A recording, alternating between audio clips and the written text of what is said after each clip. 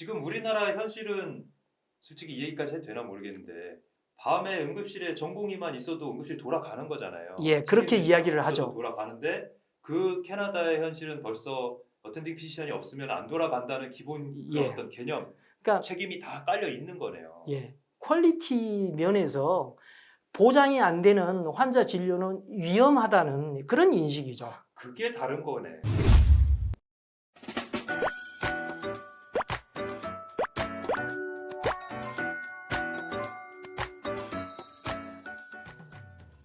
안녕하십니까. 안녕하십니까. 건방지 닥터스 최석재.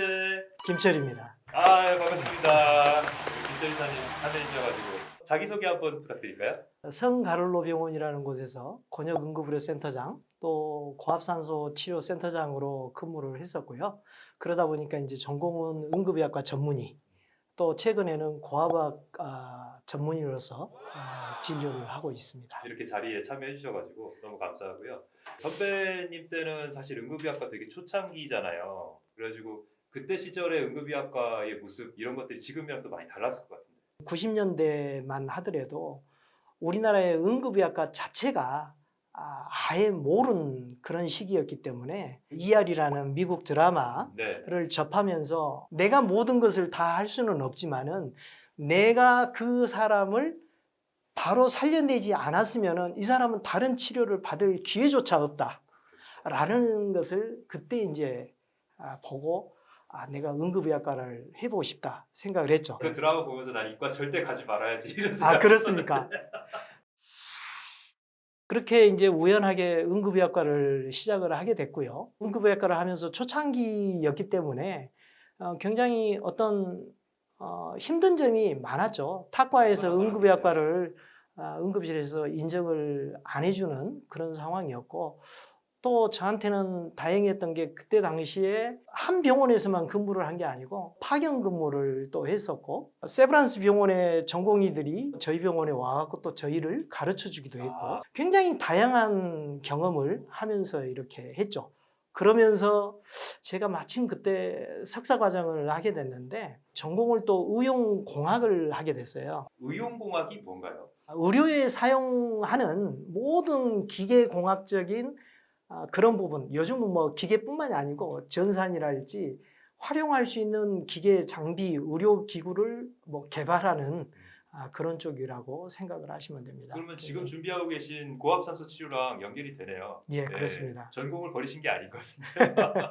결국은 어느 순간에는 예전에 했던 게 쓸모가 없던 게 아니고 결국은 다 사용이 되게 되더라. 맞아요. 그리고 이제 그 후에 우연찮게 이제 캐나다로 이민을 가게 되면서 캐나다의 의료 제도에 대해서 깊이 알게 되는 시기가 됐고요. 외부에서 우리나라 의료를 바라보는 시각, 이런 차이들을 많이 느끼고 오게 됐고요. 그 캐나다에서 봤던 그런 의료의 모습이랑 그 당시 한국의 응급실의 모습이랑 어떤 점이 제일 달랐나요? 캐나다 신문에는 가끔씩 실리는 그런 내용들이 있어요. ER closed 이렇게 하는데 응급실 닫는다. 응급실을 문을 닫는다라는 거 우리나라에서는 아마 상상할 수 없는 그런 이야기일 상상이 겁니다. 안 되는데요, 왜죠?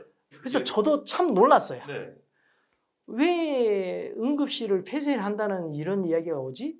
근데 제가 가서 직접 일을 해보니까 응급실 내에 의사가 넘쳐나요.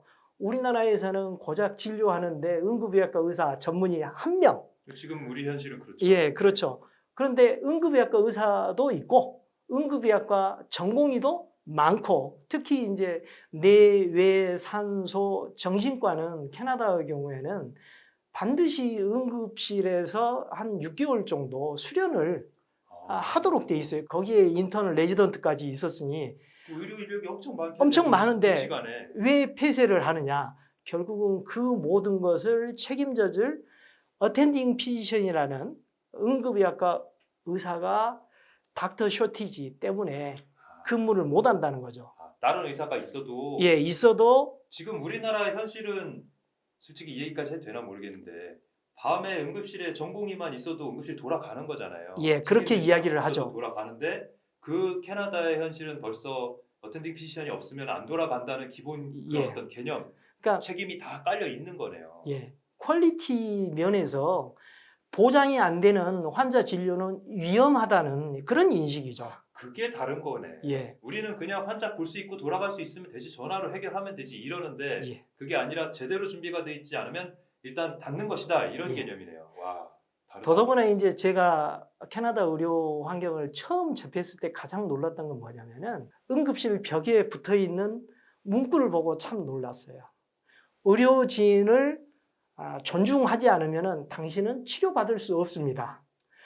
명확하게 진료 거부를 할 수 있다라는 내용이 환자 대기실에가 딱 붙어 있는 거예요. 와, 진짜 예. 대단히 놀라운데 저한테는 아주 충격이었죠. 지금 그게 현재도 다르다. 우리나라 응급실 대기실에 가고 자기를 빨리 안 봐준다고 의료진한테 어떤 폭력을 행사한다 할지 폭언으로 직원들을 힘들게 하는 그런 경우가 매일 발생하고 있는데 거기서도 늦어지니까 환자들이 이렇게 접수하는 곳에 가가지고 몇 번 왔다 갔다 그러면은 그쪽에는 이제 보안 요원이 딱 와서 경고를 1차 하고 경고가 받아들이지 않으면은 당신은 치료 못 받습니다 하고 바로 응급실에서 그게 퇴거시키는. 가능해요. 예, 그렇더라고요. 우리는 사실 민원의 뭐 그런 걱정 때문에 사실 그렇게까지 안 하잖아요. 예.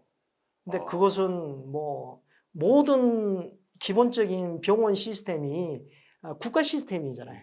그러니까. 그럼에도 불구하고 그걸 하고 의료진에 대해서 절대적인 보호를 한다라는 게 가장 놀라운 점이었죠. 그동안 이렇게 의사로서의 생활을 쭉 해오시면서 다양한 경험을 하셨잖아요. 그러면서 뭔가 좀 다른 어떤 사례가 있으실 것 같은데 그동안 내가 살면서 가장 뭔가 내 삶을 변화시켰다는 그런 사례라든가 이런 게 좀 있을까요?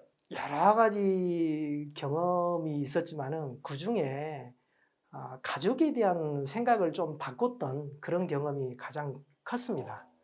그게 무슨 소리냐면은 대부분 어떤 가족을 이루게 되면은 자기 가족이 가장 우선시 되지 않습니까? 응급실에 오는 환자도 마찬가지로 옆에 심폐소생술을 하고 있는 정말 죽어가고 있는 환자가 있는데 열나는 애들을 들쳐오고 온 가족들이 자기 애를 안 봐준다고 뭐 진료 거부부터 시작해서 온갖 행패를 부리는 것을 너무 많이 봤어요. 그래서 가족이 우선인가 이런 생각을 했는데 제가 전공의 시절에 한 15세에서 17세 정도 그러니까 다 큰 소아 환자가 응급실에 가끔 왔었어요. 근데 그 환자가 온몸에 캐스트라고 하는 석고, 당신은 석고 정말 이걸 하고 있는 상태였고 나이는 그랬지만은 실제 체격은 한 7, 8살 정도밖에 되지 않고 그랬는데 어느 날 그 환자에 대한 사연을 듣게 됐어요. 이제 의학 명칭으로는 오스티오제네시스 임퍼펙타라고 하는 그런 병이었는데 선천적으로 뼈가 제대로 성장하지 않은 그런 병이죠. 그리고 사실은 17살까지 생존을 하지를 못하는 거죠. 그런데 이 부모님이 아이한테 얼마나 지극정성으로 케어를 했는지 그 나이까지 살아있는 거죠. 살아있는 게 기적인 병이네요. 예. 그러다 보니까 부모로서 할 수 있는 케어는 병원에 어떻게든 데리고 가고 또 병원에서는 특별히 해줄 만한 게 없고 그렇죠. 이게 이제 반복이 다른 사람 골절된 것처럼 수술 준비를 하는 게 아니라 그것도 할 수가 안 되는 없으신 거죠. 분이니까.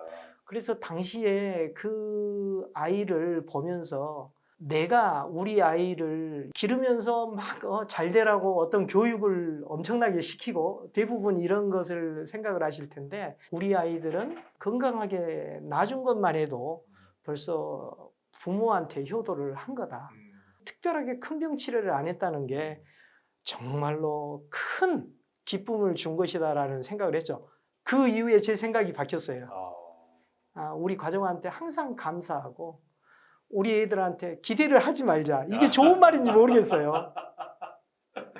내가 강요해서 행복을 줄 수는 없는 거다. 이걸 깨닫게 된 거죠. 그분은 어떤 마음으로 그 자녀를 돌보셨을까? 저는 그런 생각이 들어요. 저도 뭐 아이를 키우면서 다시 한번 이런 기회가 되면은 생각을 다시 해보고 하는데 나라면은 어땠을까? 내가 그런 것을 할 수 있었을까? 다시 생각을 해보죠. 그래서 지금도 매 순간순간이 정말 감사하게 지냈습니다. 그리고 나서 이 아예 응급센터가 아니라 고압산소 치료에 이게 집중하시게 된 그런 계기가 있나요? 이 환자를 받아서 입원시켜줄 과가 없는 거죠. 그런데 그게 현실이라는 거예요. 지금 현재도 비일비재하고 정말 심각한 경우에는 정말 의식 소실, 사지 마비 이런 상태로 응급실로 오게 됩니다.